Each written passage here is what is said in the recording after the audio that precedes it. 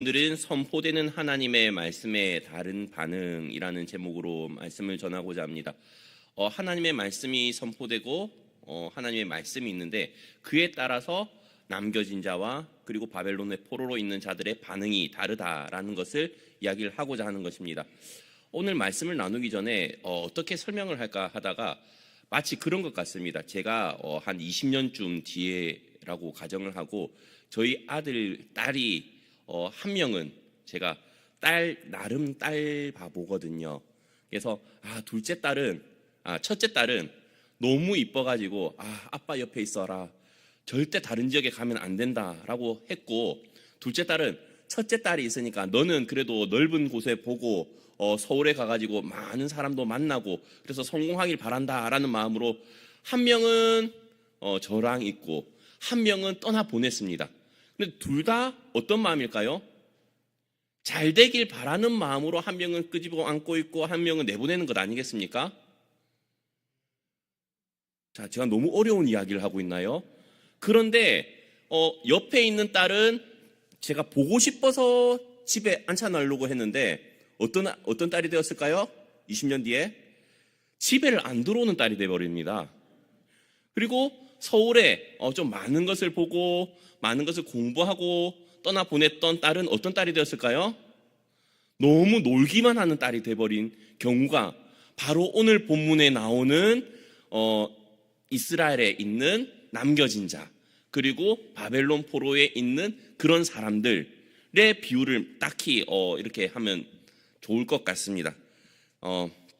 남유다가 사실 멸망하기 전에 애굽이랑 아수르랑 함께 편을 먹고 바벨론과 그 최후의 전쟁을 벌이게 됩니다. 다들 알다시피 갈그미스 전투였죠. 그런데 갈그미스 전투 때 바벨론의 느부갓네살 왕이 완벽하게 그 지역의 패권을 장악하게 되고 말죠. 그런데 애굽과 아수르가 그 전쟁에서 패하다 보니까 길을 잃고 방황하게 되는 것 아니겠습니까?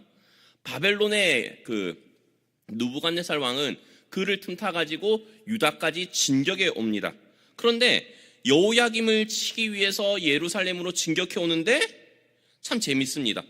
여호야김은 비참하게 죽게 되고 여호야김의 뒤를 이어서 여호야긴이 왕에 오르게 되는 거죠. 그러다 석 달이 지난 후에는 여호야긴도 느부갓네살 왕에게 잡혀가지고 포로로 끌려가는 처지가 됩니다. 바벨론 사람들은 다들 알다시피 무참하게 유다를 짓밟습니다. 많은 지도자들도 함께 바벨론으로 포로로 끌려가게 되죠. 이때 바벨론으로 끌려가게 된 사람이 바로 그 중에 한 명이 바로 오늘 본문에 나오는 에스겔입니다. 그런데 이 바벨론에 끌려가서 살게 된 지역이 어느 지역이냐면 그발 강가라는 지역입니다. 그런데 하나님께서 이 이스라엘 백성들에게 그발 강가를 콕 지명해서 주신 것이 하나님의 은혜인 것 같습니다. 마치 뭐랑 비슷하냐면 요셉의 가족들이 애굽에 가가지고 살게 된 땅, 요셉이 바로에게 요청해가지고 살게 된 땅과 같이 마치 이 땅은 하나님께서 이스라엘 백성들을 위해서, 남유다 백성들을 위해서 준비해 둔 땅과 같았다는 것이죠. 왜냐하면 그곳에서는 포도원도 만들 수 있었고요, 그리고 곡식도 수확할 수 있었고 나른 상업 활동도 할 수 있었으며, 그리고 강가 옆에 있다 보니까 모이기가 너무 좋은 겁니다. 공감하지 못하시면 어쩔 수 없습니다. 그렇기 때문에 자연스럽게 이 그발 강가는 유대인들의 집회 장소가 되었죠. 그럼에도 불구하고 이 그발 강가까지 와서 생활을 해야 됐던 유대인들은 전혀 하나님 앞에 반성하는 빛이 전혀 없습니다. 겉으로는 하나님의 말씀을 듣는 것 같아 보여도 실제로는 전혀 받아들이지 않는 거죠. 마치 그런 겁니다. 부모님이 멀리 타지에 떠난 자식들한테 이렇게 말을 합니다. 제발 아침밥 좀 챙겨 먹어라 라고 말을 하는데 자식들은 어떻죠? 아침밥을 안 챙겨 먹습니다. 그러면서 부모님한테 뭐라고 하죠? 내가 알아서 할게 라고 하는 것과 마찬가지인 것 같습니다.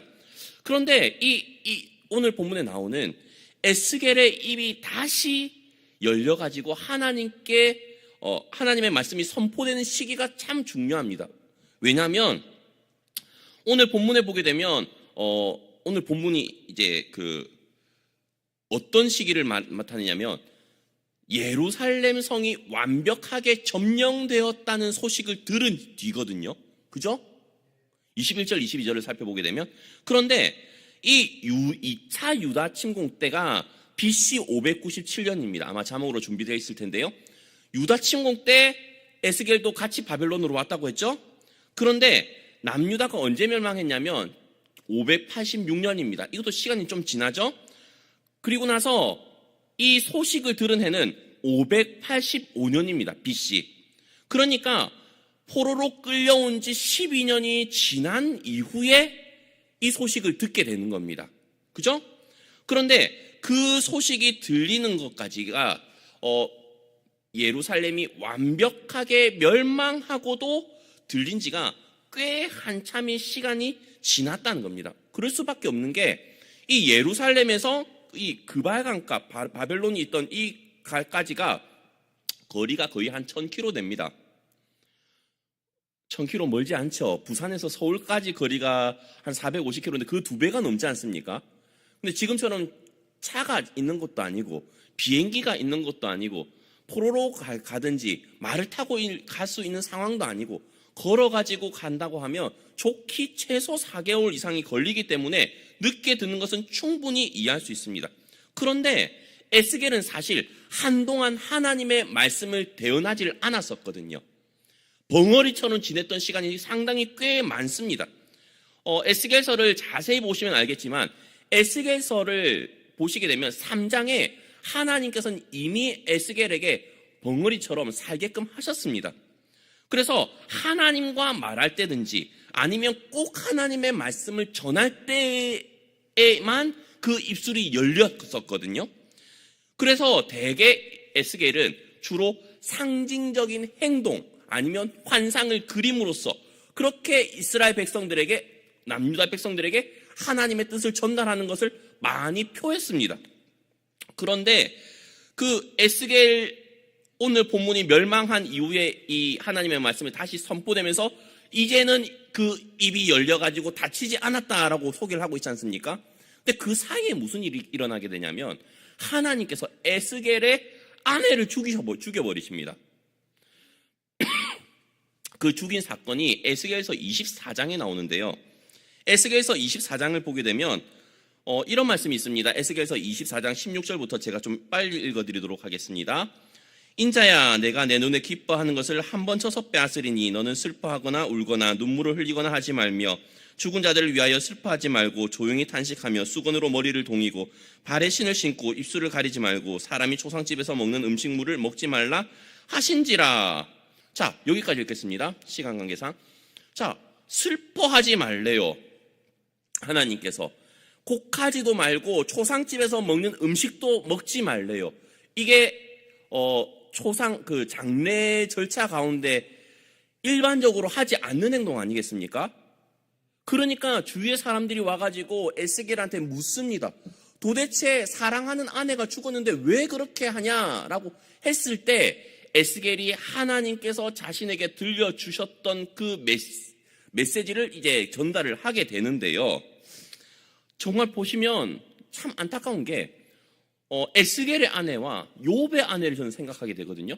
왜냐하면 욥의 아내도 그 성경의 아내 가운데 저는 악처처럼 나오지 않습니까? 왜냐하면 하나님을 욕하고 죽어라 이렇게 했었거든요. 그죠? 그렇게 했던 아내가 욥의 아내입니다. 그런데 이 에스겔의 아내는 어떤 사람이었냐면 물론 이 에스겔이 제사장 출신의 선지자입니다. 나름 상위 계층이죠. 그렇다고 해가지고 포로로 끌려오지 않았습니까? 같이 포로로 끌려왔습니다. 그리고 남편이 한동안 말도 안 해요. 그리고 본인이 하는 행동들은 다 이상한 행동들입니다. 마치 노아가 저 산 위에 방주 짓는 것처럼 다른 사람들이 생각하기로는 허황된 것 같은 그런 기이한 행동들만 참 많이 했다는 것이죠. 그럼에도 불구하고 분명히 이 아내는 에스겔을 끝까지 내조했던 아내였을 것입니다. 그러니까 하나님께서는 에스겔의 아내를 뭐라고 하냐면 내 기뻐하는 자를 데려갈 것이다 라고 성경은 이야기를 하지 않습니까? 저는 그런 게 있습니다. 이 자리에 모인 많은 사람들이 저를 욕하고 비난하고 정죄하더라도 저쪽 뒤에 앉아있는 아내만 제 편이 되어주면 버틸 수 있을 것 같아요. 안 믿으시는 겁니까? 아니면 뭐 어떤 의미입니까? 그런데 저도 아내한테 그런 남편이 돼야 되는데 저는 어떤 남편이 될까요? 남의 편만 드는 남편이 되는 거죠. 저도 아내 편만 드는 남편이 되고 싶은데 그게 참 쉽지 않지 않습니까? 그런데 이 에스겔의 아내는 아마도 전자였을 것입니다. 남편을 끝까지 뒷받침해 줄 수 있었던 그런 아내, 누가 뭐라고 해도 남편의 편을 들어주었었던 그런 아내. 그런데 그런 아내를 하나님께서 데려가셨음에도 불구하고 슬퍼하거나 애통해하지 말라라는 그런 하나님의 말씀은 감당하기 어려웠지 않았을까요? 그런데 이 에스겔은 그 말씀을 그대로 지킵니다. 왜죠? 하나님의 말씀이기 때문에. 이 부분을 우리가 깊이 생각을 사실 해야 됩니다. 그럼에도 불구하고 사실 이 이스라엘 백성들, 남유다 백성들, 포로로 끌려갔던 이 사람들은 하나님의 말씀을 들을 자세가 안 되어 있습니다. 아무리 모형을 보여주고 아무리 하나님의 뜻을 전한다고 해도 전혀 귀 기울일 줄 모른다는 것이죠. 그런데 그 상황 가운데 소식이 들렸습니다. 어떤 소식이었죠? 예루살렘 성이 멸망했다는 소식을 들었습니다. 그런데 그 이야기를 들어보니까 두 번째죠. 주제 파악하지 못하는 이스라엘 땅의 남은 자들이 들리는 겁니다. 예루살렘이 함락된 이후에도 이스라엘 백성들은 여전히 어떤 착각에 빠져 있죠? 이 땅을 소유할 수 있다고 착각을 했습니다.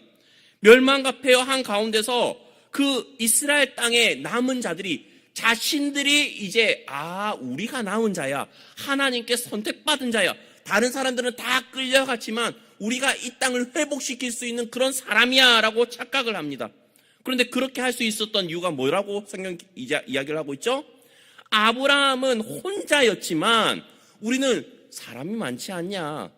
겨우 아브라함 한 명이서 그 민족을 이루고 이 땅을 하나님께 받았다면 우리는 그보다 더한 일도 할 수 있지 않겠냐라는 희망을 품게 된 거죠. 그런데 그들의 가장 큰 착각이 무엇이었을까요? 아브라함과 그들의 신앙이 질적으로 결이 다르지 않습니까? 아브라함은 아무리 힘들어도 하나님의 말씀을 믿고 신뢰하고 따랐던 사람이라면 그들은 하나님의 말씀을 무시하면서 자기 생각대로 했던 사람이고 자기 뜻대로 하나님이 맞춰줄 거야 라고 생각하는 사람들 아닙니까? 그런데 이 어마어마한 착각을 하고 있으면서도 전혀 알지 못했던 사람들이 바로 이스라엘 땅의 남은 자들이다라고 이야기를 하고 있습니다. 그런 그들에게 하나님은 뭘 두고 맹세하시냐면 자신의 삶을 두고 맹세하십니다. 와, 나의 삶을 두고 맹세하노니 그러면 아무도 저를 안 믿지 않습니까? 왜죠? 저의 삶에 권위가 없거든요. 권위가 있다고 생각을 하십니까? 그러면 참 감사합니다. 그런데 왜 일반 사람들은 다른 권위의 성경이라든지 다른 권위의 그 맹세를 하지만 하나님은 왜 자신의 삶을 두고 맹세하실까요? 왜냐하면 그보다 더 높은 권위가 없기 때문입니다. 그렇죠? 안 주무시고 계신 걸로 알겠습니다. 그렇기 때문에 그 맹세가 만약에 실현되지 않는다고 하면 하나님께서는 스스로를 부인하게 되는, 스스로의 존재를 부정할 수밖에 없는 모순에 빠지기 때문에 하나님께서는 그들에게 맹세할 때 자신의 삶을 두고 맹세하면서 그들에게 메시지를 전달하십니다. 그리고 나서 후반부로 가게 되면 세 번째인데요. 예언을 즐기면서도 순종하지 않는 바벨론 땅에 포로된 자들을 설명을 해주고 있습니다. 왜 이스라엘 백성들은 예언을 즐겨 듣기만 했으면서도 말씀에 순종하지는 않았을까요? 왜 그들은 하나님의 심판을 외치는 예언의 메시지가 자신들에게는 적용되지 않는다고 생각을 했을까요? 마치 그들은 자신들에게 죄가 있다라는 생각을 하질 않는 겁니다. 우리가 죄 때문에 이렇게 있다라는 것을 인정하기가 싫은 겁니다. 그래서 자신들의 죄가 아니라 다른 사람들의 죄 때문에 아니면 다른 사람에게만 문제를 적용시키고 있다는 것이죠. 우리도 그렇지 않습니까? 예를 들자면 그런 겁니다. 강단에서 아무리 메시지가 선포된다고 해도 성도님들의 반응은 여러 가지로 나뉩니다. 어떤 사람들은 나에게 주시는 메시지라 받아들이시는 분들도 계시고, 어떤 분은 뭐라고 생각하죠? 저거 오늘 안 오면 무슨 집사님이 들어야 되는데, 이렇게 생각하시는 분이 계실 수도 있습니다. 그죠? 꼭 그런 분들이 수요예배를 안 나온다 하실 수도 있으십니다. 그런데 그것이 잘못됐다는 겁니다. 자, 본격적으로 이제 본문에 대해서 설명을 해보도록 하겠습니다. 시간이 많이 갔네요. 자, 오늘 본문은 그렇기 때문에 남유다의 남은, 이스라엘 땅의 남은 자들과 그리고 바벨론의 포로로 있는 자들에게 함께 하나님께서는 교훈을 주고 계시다는 것입니다. 자, 에스겔 선지자는 예루살렘이 무너진 지 아까도 말했다시피 1년이 지나서 이 메시지를 듣게 됩니다. 그리고 그 에스겔 선지자는 물론 포로로 끌려왔던 많은 사람들에게 이 예루살렘 성이 무너졌다는 것은 충격적이었을 것입니다. 왜냐하면 이스라엘 백성들은 알거든요. 그들의 역사를 알거든요. 그들이 애굽에서 출애굽해가지고 가나안 땅에 들어가가지고 그 예루살렘을 점령하기까지 몇 년이 흘렀는지 다 기억하고 있거든요. 가나안 땅을 점령하려고 그렇게 몸부림쳤는데 예루살렘 성, 즉 여부수 족속이 살고 있던 그 지역만큼은 다른 누구도 하지 못했고 다윗만이 겨우겨우 그 성을 점령해가지고 그곳에 성을 짓고 성전까지 지었던 것을 이스라엘 백성들은 역사를 통해서 알고 있기 때문에 그곳만큼은 점령되지 않을 것이라는 신앙이 있었는데 그 신앙이 와그리 무너져 버린 것입니다. 그렇지 않습니까? 그 사건에 대해서 이렇게 이야기를 하고 있죠. 오늘 본문 24절 25절입니다. 인자야, 이 이스라엘의 이 황폐한 땅에 거주하는 자들이 말하여 이르기를 아브라함은 오직 한 사람이라도 이 땅을 기업으로 얻었나니 우리가 많은즉 더욱 이 땅을 우리에게 기업으로 주신 것이 되느니라 하는도다. 그러므로 너는 그들에게 이르기를 주 여호와께서 이같이 말씀하시되 너희가 고기를 핏째 먹으며 너희 우상들에게 눈을 들며 피를 흘리니 그 땅이 너희의 기업이 될까 보냐. 사실 남유다 땅에 남았던 사람들은 1차 포로로 끌려갔던 사람들, 그리고 2차 포로로 끌려갔던 그 에스겔과 같은 그 사람들로 인해서 이제 충분히 이 땅은 고난을 당했다, 더 이상의 피해는 없다라고 생각을 했을 것입니다. 왜냐하면 더 이상 하나님의 심판은 없기 때문에 이제 우리는 그 심판으로부터 남은 자들이다라고 생각을 했고 하나님께 끌려가지 않았음에 감사하는 삶을 살았을 것입니다. 그리고 남은 사람들은 심지어 점점 교만해져 가지고 하나님의 뜻보다는 정말로 우리가 남은 자로서 어떻게 살아가야 될 것인지, 또한 그 아브라함이 혼자일 때도 민족을 이루었다면 우리는 이곳에서 정말 잘 제대로 살아가지고 이곳을 점점 더 잘 해보자라고 생각을 해보았을 것입니다. 그런데 뭐라죠? 하나님께서는 너희가 고기도 핏째 먹고 우상숭배에 눈이 멀어 있으면서도 그 땅이 너희 땅이라고 할 수 있겠느냐라고 말씀을 하고 있다는 것입니다. 그래서 29절이죠. 내가 그들이 행한 모든 가증한 일로 말미암아 그 땅을 황무지와 공포의 대상이 되게 하면 그때 내가 여호와인 줄을 그들이 알리라 하라. 하나님께서 어떤 말씀을 선포하십니까? 그 남유다 그 땅을 황무지가 되게 하겠대요. 공포의 대상이 되게 하겠대요. 왜 공포의 대상이 될까요? 으스스한 곳을 다니게 되면 귀곡산장 혹시 아십니까? 아무도 잘 안 가려고 하겠죠. 마치 이 남유다 땅을 누군가가 가게 되면 산적이나 만날까 아니면 들짐승에게 잡아먹히게 될까 그런 두려움만 가득한 곳으로 만들어버리겠다고 하나님께서는 말씀을 하고 계시다는 것입니다. 자, 그런데 이 말씀을 생각하면서 우리가 한번 생각을 해봐야 될 것이 있습니다. 그게 뭐냐면 우리나라도 아무리 힘들어도 그 어떠한 국난이 있었더라 할지라도 우리 민족들은 어떤 민족일까요? 극복을 참 잘하는 민족입니다. 외세 침략뿐만이 아니라 고난과 고통 가운데 극복하는 능력은 다른 민족이 따라올래야 따라올 수가 없는 민족입니다. 다들 알다시피 6.25 때 그 전쟁통에 거의 다 무너지고 다 쓰러지고 재개하는 데만 해도 엄청난 오래 걸릴 것이라고 외국들은 그렇게 생각하지 않았습니까? 듣고 계신 줄 알고 진행하겠습니다. 그런데 우리나라는 어떻죠? 불과 50년이 되기 전에 이 나라가 경제 대국이 되어버렸고, 그죠? 그리고 국민 소득이 엄청나게 많이 올라가게 되고, 또한 선교를 지원받던 나라에서 선교를 하는 나라로 바뀌게 되고, 그죠? 그렇지 않습니까? 심지어 IMF 때, 외환위기 때도 우리 민족은 어떤 민족입니까? 다른 나라에서 생각하지도 못한 기발한 생각으로 그 외환위기를 극복했습니다. 전 국민이 집에 있는 금부치 다 내다 팔았지 않습니까? 그렇게 외환위기를 극복하는 나라는 전 세계 유례를 찾아볼 수가 없어요. 왜죠? 나 혼자 잘 살려고 악착같이 하는 거지 민족을 잘 살기 위해서 그렇게 하는 나라는 많이 없죠.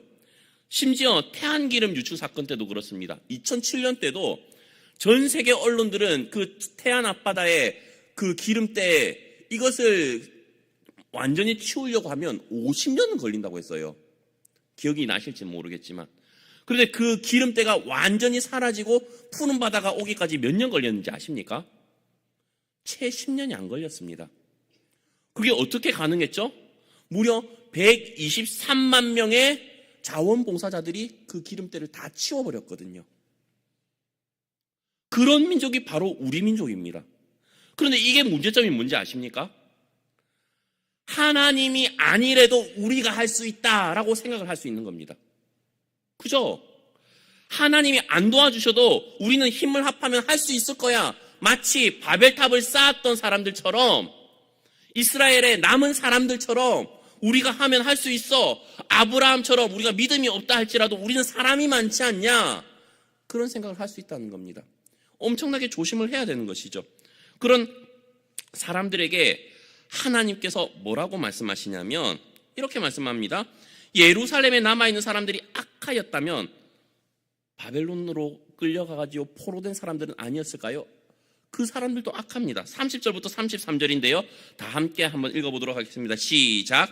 인자야, 내 민족이 담 곁에서와 진문에서 너에 대하여 말하며 각각 그 형제와 더불어 말하여 이르기를 자, 가서 여호와께로부터 무슨 말씀이 나온가 들어보자 하고 백성이 모이는 것 같이 내게 나아오며 내 백성처럼 내 앞에 앉아서 내 말을 들으나 그대로 행하지 아니하니 이는 그 입으로는 사랑을 나타내어도 마음으로는 이익을 따름이라. 그들은 내가 고운 음성으로 사랑의 노래를 하며 음악을 잘하는 자같이 여겼나니 내 말을 듣고도 행하지 아니하거니와 그 말이 응하리니 응할 때에는 그들이 한 선지자가 자기 가운데 있었음을 알리라. 자, 실제로 예루살렘이 멸망하자 사람들은 에스겔에게 다가와서 이야기를 들었습니다. 하나님의 말씀을 듣고자 했다는 것이죠. 왜냐하면 에스겔이 예언한 대로 됐기 때문입니다. 그 모형을 만들고 그렇게 하나님께서 심판하실 것이라는 것을 많이 보여줬었거든요. 근데 그대로 되니까 에스겔에게 나아오게 됩니다. 그런데 오늘 본문을 살펴보면 그들은 그럼에도 불구하고 하나님의 말씀에 순종할 생각이 전혀 없다는 것을 알 수 있습니다. 두 귀로 똑똑히 에스겔의 선포하는 소리를 들었지만 그대로 행했다고 하지 않는 것이죠. 왜죠? 그들은 에스겔의 말을 어떻죠? 고운 음성의 사랑의 노래를 하여 음악을 잘하는 자같이 여겼다라고 했습니다. 얼마나 아름다운 미성이었는지는 모르겠지만 에스겔의 하는 소리를 좋은 말이지, 그렇지, 우리가 회개해야지, 잘못했지, 마치 이런 것과 같습니다. 우리나라가 참 지금 힘들지 않습니까? 제가 시간이 지나지만 그 이야기 하겠습니다. 구약개론 때